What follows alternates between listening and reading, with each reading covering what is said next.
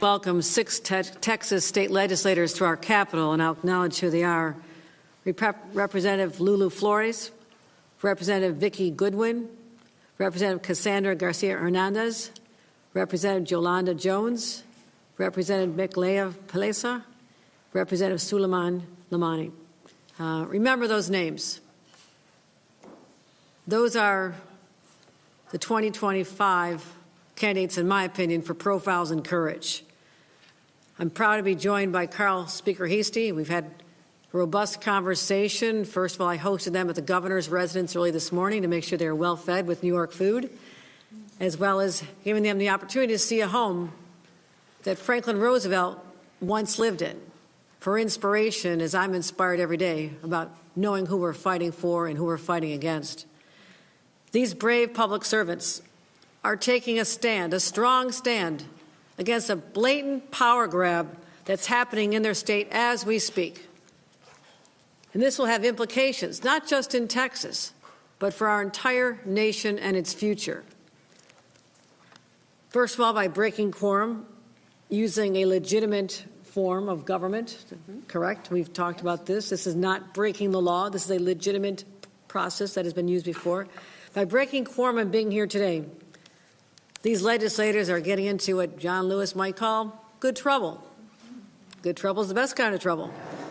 You know why? Because now that you have the Attorney General, the Texas Attorney General, who, by the way, is obsessed with going after doctors in our state who are simply providing medication abortion assistance to people who are denied that by their own states.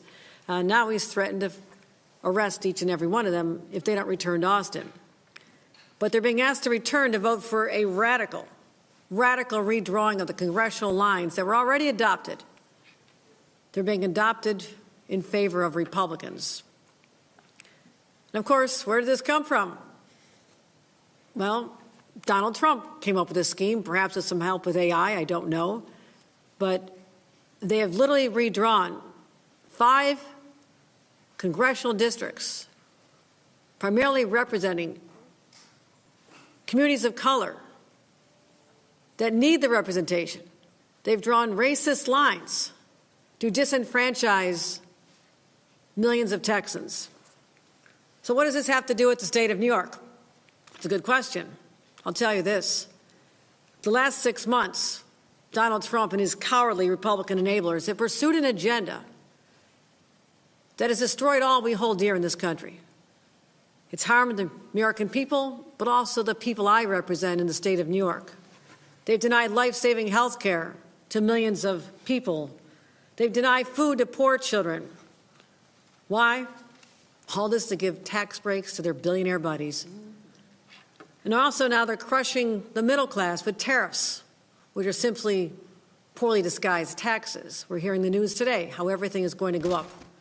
A backpack that you could have bought for just $30 in May is now $50 for moms and dads getting ready for back-to-school shopping. That's the direct impact on New Yorkers and Americans.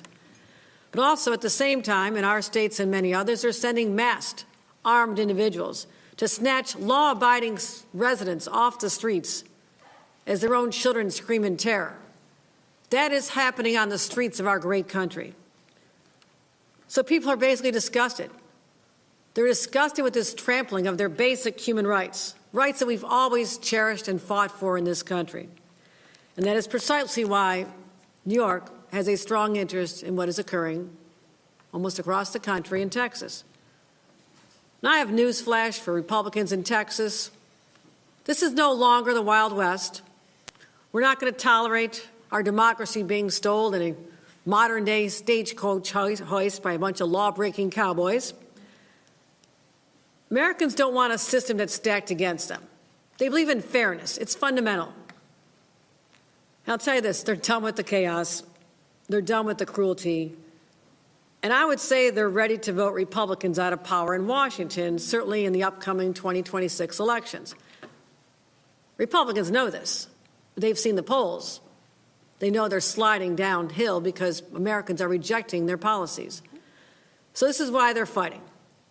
They know they'll lose the elections, but to subvert the will of the people, they're hell-bent on rigging the system. rigging the system is un-American. Congressional districts are never redrawn mid-decade as they are. But here they are,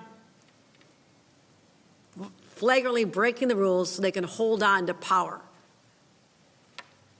And with that power, they're going to inflict even more pain. And they'd rather eliminate fairness in the system than to proceed knowing they're going to lose. They'd rather silence voters than serve them. From my perspective, to refuse to stand up and fight for our democracy as we are joining in solidarity with our friends from Texas means one thing. You won't fight for democracy, you're doomed to lose it. For almost 250 years, our democratic experience has been fought for, and it's endured. As governor of a state where many of those early battles took place, we're commemorating them next year. Those battles for freedom were here. That's why I cannot stand by and let this happen, while Donald Trump and his co-conspirator, Greg Abbott, erode our democracy and drag us toward authoritarianism. Now, what Texas and Republican states are doing at the direction of Donald Trump, I say is nothing short of a legal insurrection against our Capitol. Legal meaning they're using the legal process. Does not mean it's legal, and it must be stopped.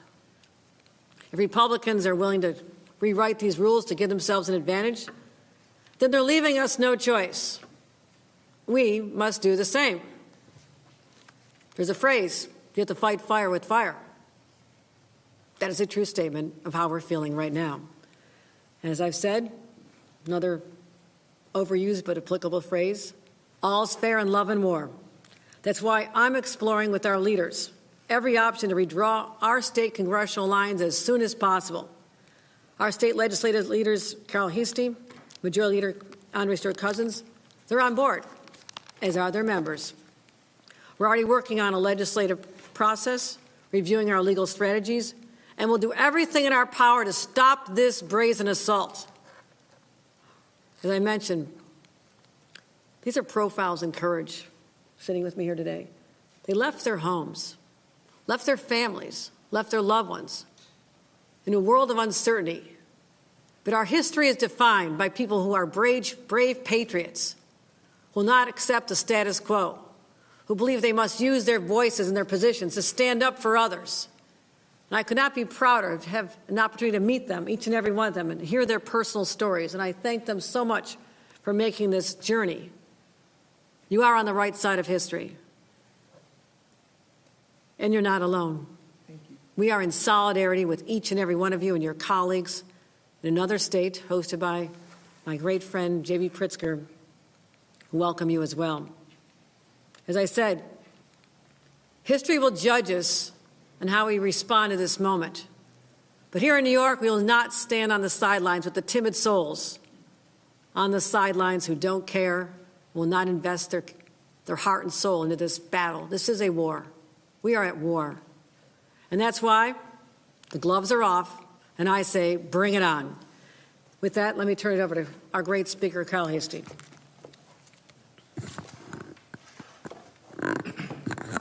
So thank you, Governor, and thank you to our great colleagues from the great state of Texas. I'm a fan of something big in Texas. As, everybody knows I'm one of the bigger Cowboy fans, but today we're not going to go there. You cannot say that sitting next to me. I'm a Bills fan as long as they don't play against the Cowboys. But we're here for a serious moment in time, and all things are connected. Democrats and some of the editorial boards of some of the very newspapers who are here keep telling us to play fair. And it's very difficult to say play fair when your opponents are playing dirty and using every tool in their tool shed, toolbox to kind of undermine democracy. Since this guy's been sworn in, there's no respect for the Constitution. There's no respect for people. And this, what's happening in Texas is just another prime example. And what we're proposing, that maybe what we bring before the voters in 2027, hope not to have to use it. But sometimes the best way to get a bully to stop being a bully is to remind them that they could also be bullied. So perhaps the Republican members of Congress here in New York could say to their Republican colleagues in Texas, hey, slow down on this because this can also affect us. We'd like the world to play fair. Democracy should be fair. But what we're learning, and again, we're only, God help us, 8 months into this horror movie of this presidency administration is that big disgusting bill that they're trying to fool people that thinks is good. It's just nothing more but just another giveaway to the richest of the rich in this country. And so they're trying to fool us by saying, well, we're going to go on with gerrymander and take out Democrats. And you'll hear from, my good colleague, Representative Jones will tell you the members of Congress that are under attack and who they're looking to get rid of. It's just unfair. It's sickening. Like I said, it's really like being in a bad movie of just a hostile takeover of what is supposed to be the greatest country in this world. So sad that we have to be here. But I say to all of you, all of the press here, your editorial boards, keep asking us to be fair and play fair. And I think that's the wrong thing to ask us to do. So with that, I'm going to turn over to my colleague, the leader of the Democrats in the Texas House, Representative Plessa. Thank you, Governor, and thank you, Mr. Speaker. My name is Mihaela Plessa, and I proudly serve as the Vice Chair of the House Democratic Caucus and the constituents of House District 70 in Collin County. I just want to thank you for standing with us today and for your leadership. Your continued support reminds us that the fight to protect democracy is not confined to one state. The fight is for all 50, and I'm proud to stand with you. I'm joined here by my colleagues at the Texas House Democratic Caucus, public servants who came to this work not to chase power, but to protect people. I'm proud to stand beside them in this moment of national urgency. But before we get into the redistricting crisis in Texas, I want to acknowledge something else that we share in common that connects us, and that's the recent flooding that happened in both of our states. New York just experienced flooding. They put people over policies, and they declared a state of emergency. In Texas, today marks the 1-month anniversary where over 130 people died, the majority of them being children. An incident that our governor has still failed to attend any funerals for the victims. People are rebuilding their lives. Their homes have been destroyed. They're burying their children. Some of them only have the snuffies that their children were clinging on to for support. Did you guys know that there's a nonprofit that's been started in our state that's trying to help parents find those stuffed animals because it's the last thing their children had? Today on the House floor, House Republicans did not want to put flood relief, disaster relief. They didn't want to do anything for the people of Texas. They're bending the knee to President Donald Trump. The first bill put on the calendar today was a redistricting bill, an attempt to steal power. This cannot be allowed to stand. The playing field has changed, not just for Democrats, but all Americans, and it's time to meet them on the new field. Governor Abbott formed a select committee on redistricting. That committee held 9 meetings. We also had a committee on flood relief. That committee only held 2 meetings. That shows you what our governor is focused on, what House Republicans are focused on. It's not the people of Texas. It's the people in power and how to keep that power. I remember when Trump called Georgia. He called the Secretary of State. He told them, I need to just find 11,780 votes. What did Georgia say? No. Well, Donald Trump called our governor, and he said, I just need a small change. I just need you to send me 5 congressional members. And what did our governor say? Sure. Give me a minute. Coming right up. We were sent to the Capitol to serve the people, not political parties. While Texas are waiting for relief, Republican leaders are redrawing maps to silence voters, hijack our democracy. And this doesn't stop with Texas. If Trump and Abbott secede, it will, give them 5 seats. But then, where else do they go? Ohio? Missouri? Any other Republican legislature with Democratic congresspeople? They're on the chopping block too. Is that fair? Is that just? The fight isn't just about lines on a map. It's about lives on the line. That's why we're here. That's why we're fighting. It's about democracy. It affects every single American. We need Democrats across the country in state houses, in Congresses, in communities to say loud and clear, this is not who we are. And this is not what we will accept. This is a rallying cry. This isn't just about the people who voted for us. It's about every American who believes that the power belongs to the people, not one man, not a king. And I will not allow this one man to rewrite the rules of our democracy behind closed doors. This is about representation, about fairness, and about the integrity of our elections. We are not here to resist. We are here to fight. And we are asking for your help in this fight. Thank you so much, Governor. Thank you, Mr. Speaker. Thank you. We'll take questions now from the press. And again, you can hear the depth of passion, how strongly people feel about being on the front line of this fight, even at their own personal cost. And I call on all Americans who love our democracy to stand with the Democrats in Texas at this hour of need. Support them any way you can. And I assure you that the people of the great state of New York will be there with you on the front lines of this war to save all that is great about our country, including its democracy, which has endured for 250 years.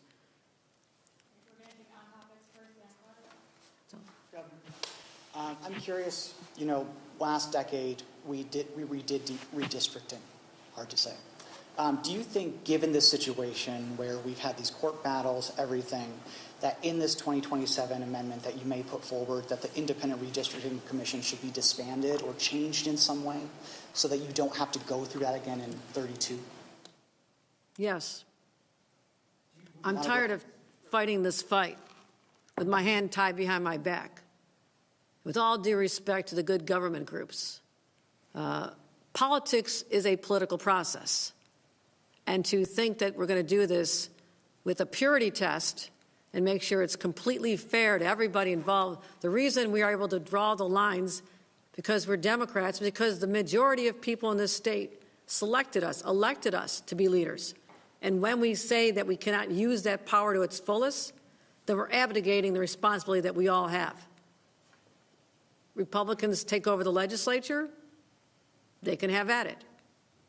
But until then, we're in charge, and we're sick and tired of being pushed around when other states don't have the same aspirations that we always have had. And I hold those dear.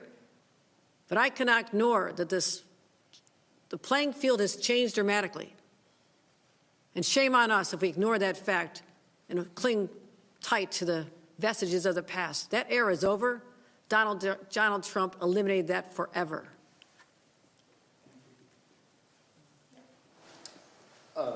For Representative Plessa and your colleagues from Texas, what is your response to Governor Abbott, accusing you all of, possibly committing a felony by being here and not returning to Austin by this afternoon? Is it safe to say you have no immediate plans and plan to stay here indefinitely? Have you ever heard the saying, Texas says, come and get it, come and take it? That's what we're saying. Look, Governor is very good at manipulating the truth, right?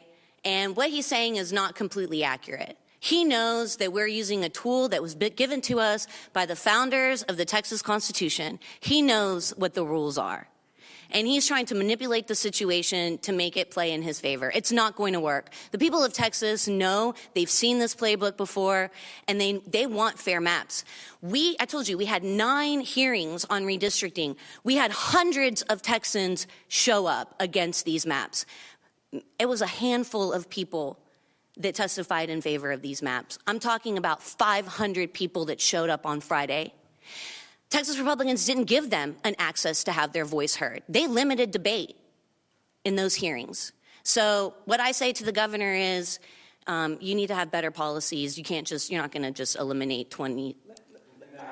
I got to. So let me be clear. I'm a lawyer. A part of my practice is criminal defense work. There is no felony in the Texas Penal Code for what he says. So respectfully, he's making up some shit, okay? He's trying to get sound bites, and he has no legal mechanism. And if he did, subpoenas from Texas don't work in New York, so he gonna come get us how? Subpoenas in Texas don't work in Chicago. He's gonna come get us how? So let me be clear. He's putting up smoke and mirrors, and I'm hopeful that the media doesn't follow that. I will also say this. I was on the redistricting committee. I sat in on the meetings. We had 3 sham hearings with no maps, where people were forced to testify that they were neutral on the maps because of our processes, when actually, I would say about 99.9% of the people were against it. So they set it up. So when the litigation happens, because it's going to happen, trust and believe, right? That there will be testimony saying that everybody was neutral on it, which is, excuse my French, a damn lie. Then, when they got the map on Wednesday, and let me be clear, it was the worst kept secret in Texas. I was on the redistricting committee, and I was wondering in January, why am I on the redistricting committee? I mean, it ain't a redistricting year. And we didn't meet once. Right? But this was always the backup plan. Always. I sat in on the hearings. It was a joke. The chair of the redistricting committee, Cody Vasut, is a lawyer. In the legislature, he is the expert on points of order. He knows the law. Cody pays attention to detail. During the redistricting committee meetings, well, I hadn't looked at anything. I don't know. I ain't seen no maps. Yeah. Whatever you say.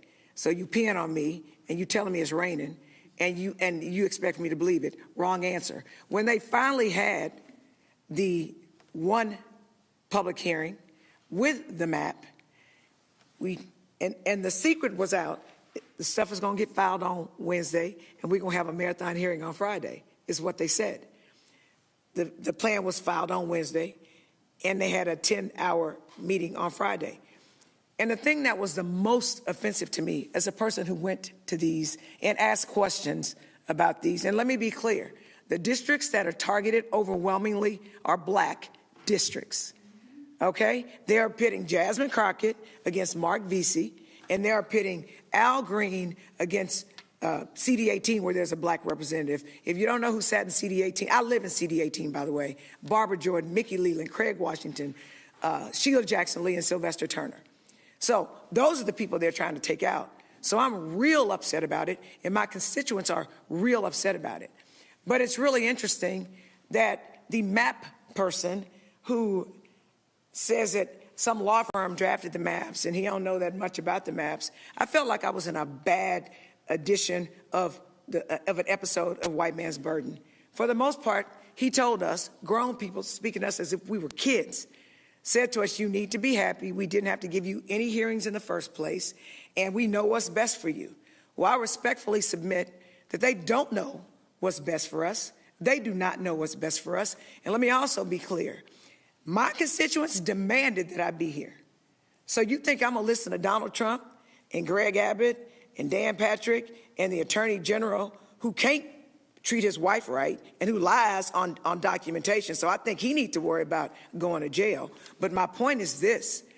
We, the Democratic contingent, we are paying attention to what our constituents are demanding of us. They've literally told us if you don't quorum break, we will primary you. That's how important it is. This is People wonder, why should New York be concerned about what's going on in Texas? Why should anywhere be concerned with what's going on in Texas? I'm going to tell you why. My grandmother says this: if you allow yourself to be a rug, people will step on you. No one was paying attention to North Carolina in 2024. There were 7 Republican congresspeople. There were 7 Democratic congresspeople. Guess what? The Republicans rigged the game in North Carolina, and they took 3 seats. I'm going to say this one more again. That's Ebonics for those of y'all who don't speak it. They took 3 seats. Congress has a 3 Republican majority. Ding, ding, ding, ding, ding. So we weren't paying attention to what was going on in North Carolina. And look what we have. We got that big, ugly, terrible bill shoved down our throats. So guess what? I was paying attention. Fool me once, shame on you. Fool me twice, shame on me. Texas will not be North Carolina. We will not give him what we need. And we're marching. We ain't fleeing. We're fighting. And we are so incredibly thankful that the governor has hosted us, because we need allies. Governor, is the state expending any resources on housing or feeding or anything for the Texas lawmakers that are here today? I fed them breakfast.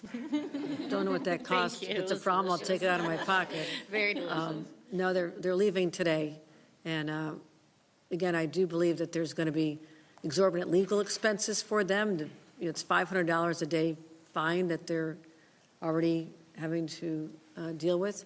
And so, we're looking at mechanisms where I can be supportive on the other side of the equation, not the government side, but the political side, and encourage others to step up and invest in these brave soldiers for our democracy.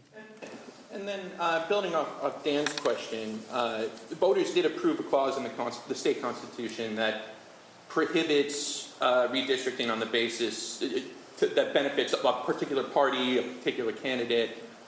Should that stay, or should that go? We'll be having those conversations about the exact wording. But I think if you ask voters in New York how they feel today versus how they felt back then, there has been a dramatic sea change in response to the onslaught of attacks from their own government in Washington. And they've had it. As I said, they've had it with the chaos, they've had it with the cuts, and they want us as their leaders to stand up for them, and that's exactly what we're going to do.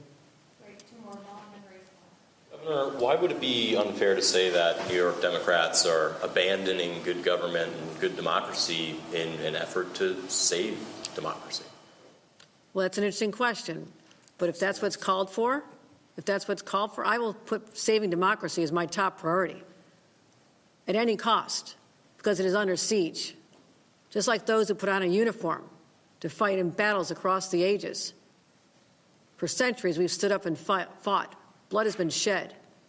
This is our moment in 2025 to stand up for all that we hold dear and not let it be destroyed by a bunch of renegades in a place called Texas, which I respect these people, but we've had our battles with them, the Attorney General, the Senator. We know who we stand with. We stand with the people of this country. So if you all are leaving, where are you going next? If you're leaving New York, where are you going? Don't tell them.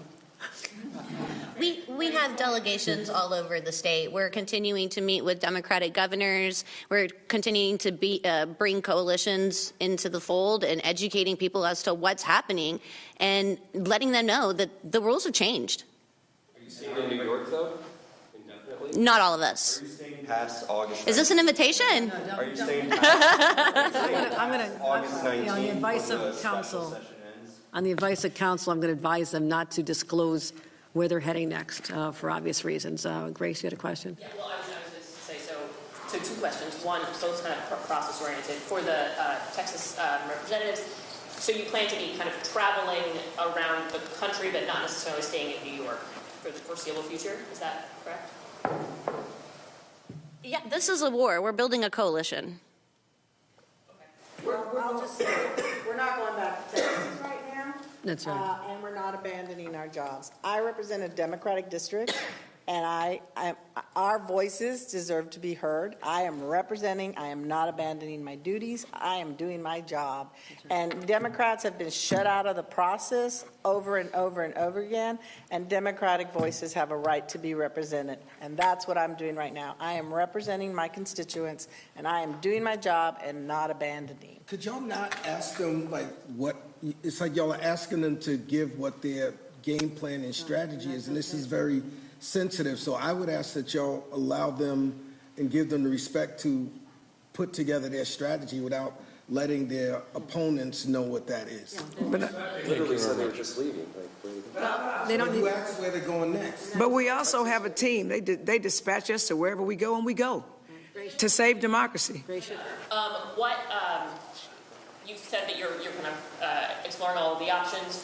What will those look like? What do you see as the options on the table for Democrats in New York State to change our maps? unlike other states like California and certainly Texas, we do have constraints that were put in place that the only way that we can change the timing on redistricting is to literally amend the New York State Constitution.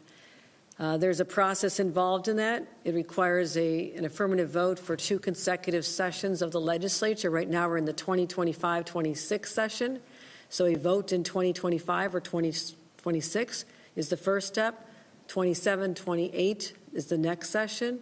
This could literally go on the ballot in the fall of 27 and be enacted in time for the congressional races in 2028 as well as the presidential. So it is not the timeline that I would have preferred, but it does shave off 4 years from what would other be the process. But we're going to also look at litigation strategies. We're in close conversations about options there. And so I would say this, we're considering all options right now. Great, thank you. All right, thanks, Mr. everybody. Speaker, you earlier said that you're asking editorial boards, I think you said a few moments ago, shouldn't ask you to quote unquote play fair. So just so I have this straight, or just so I'm clear, are you and the governor, are you saying that your plan is to quote unquote not play fair just because in Texas they're not playing fair? Are you concerned about a slippery slope? The point that I'm trying to make is Democratic states have gone to independent redistricting commissions, and they're so, or say nonpartisan. In politics, there's no such thing as nonpartisan. So all I'm saying is I think it's difficult to ask New York, California, and other Democratic-leaning states to play nonpartisan while the Republicans play very partisan. That's the point I'm making. Are you all staying past August 19th out of Texas? Are you going to remain out of Texas